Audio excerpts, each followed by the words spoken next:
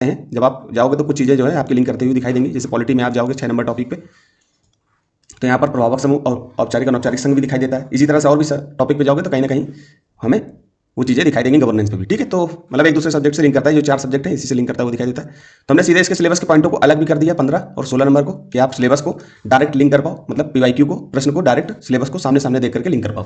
तो यहाँ पर देखिए होगा कल्याणकारी राज्य, कल्याणकारी आपको पता है वेलफेयर स्टेट होता है, कि सरकार जो है, जो राज्य है वो जनहित में काम करे, ठीक है, स्वास्थ्य सेक्टर में काम करे, शिक्षा क्षेत्र में काम करे, इस तरह से कल्याणकारी मतलब कल्याण के लिए भी काम करती है। मान लो ये राज्य है, यहाँ पर जितनी भी प्रजा है, मतलब जितने भी लोग हैं, उनके हित में सरकार अगर कोई काम करती है, उनके स्वास्थ्य, सामाजिक आर्थिक राजनीतिक क्षेत्र में, सामाजिक आर्थिक क्षेत्रों में काम करती है, तो उसके लिए क्या हम करते हैं, उसको हम कल्याणकारी राज्य कहते हैं। मतलब सामाजिक क्षेत्र में काम कर रही है, स्वास्थ्य क्षेत्र में काम कर रही है, शिक्षा क्षेत्र में काम कर रही है, आर्थिक क्षेत्र में काम कर रही है, इस तरह से उनके हित में अगर काम करती है तो हम उसको कल्याणकारी राज्य का दर्जा देते हैं। तो यहाँ पर कल्याणकारी राज्य की बात कर रहा है। फिर उसमें नैतिक अनिवार्यता के अलावा, मतलब नैतिकता तो हमें कल्याणकारी राज्य का काम ही है ये, जनहित में काम करना। इसके अलावा प्राथमिक स्वास्थ्य संरचना जो है हमारा, कोविड देखिए 2021 का है, इसलिए ये कोविड के समय प्रश्न आया था, इसलिए इसको जो है प्राथमिक स्वास्थ्य संरचना से जोड़ करके हमारी गवर्नेंस की बात मतलब उसमें रखी गई कि हमारा गवर्नेंस प्राथमिक स्वास्थ्य संरचना के हित में कितना कारगर सिद्ध हुआ है। नैतिकता के तो मतलब नैतिकता की तो बात हम कर ही रहे हैं कि नैतिक होना चाहिए, सरकार को तो स्वास्थ्य सेक्टर में काम करना ही करना है, लेकिन उसके साथ साथ हमारी संरचना कैसी रही है ना, उसमें शासन व्यवस्था वगैरह को जोड़ते हुए प्रश्न को लिखना है। फिर इसमें धारणीय विकास की आवश्यक पूर्व शर्त है, आपको एसडीजी को भी इसमें जोड़ना है, कि हमें उसमें दिया हुआ है ना एसडीजी, तो उसमें स्वास्थ्य सेक्टर को पूरा करना है, तो उसी पूर्व शर्त को विश्लेषण कीजिए। 150 शब्द में लिखना है, 2021 का प्रश्न था।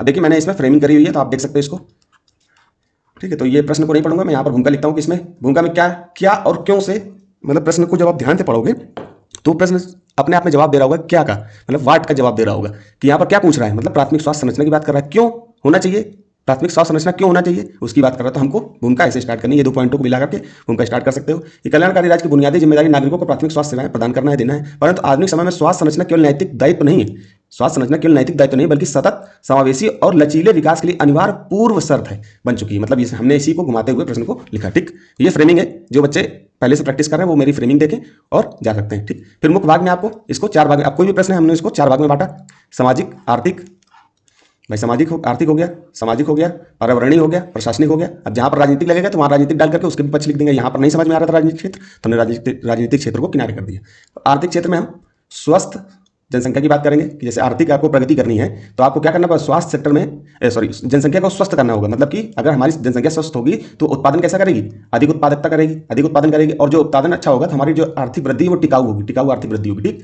फिर उसके साथ साथ बीमारी का बोझ कम होगा। भाई सरकार जो है, आप जानते हो कितना सरकार जो है खर्च करती है, आप देख ही रहे होगे, आरोग्य योजना और दुनिया भर की गरीबी हेल्थ सेक्टर में सरकार योजनाओं पर खर्च करती है। तो बीमारी का बोझ अभी आपने देखा 2025 तक क्या करना था, टीबी उन्मूलन कार्यक्रम चला रहे थे, उसमें सरकार कुछ रुपए दे रही थी, 1000-1500 रुपए जो है, जो 6 रोगी थे उनको दे रही थी।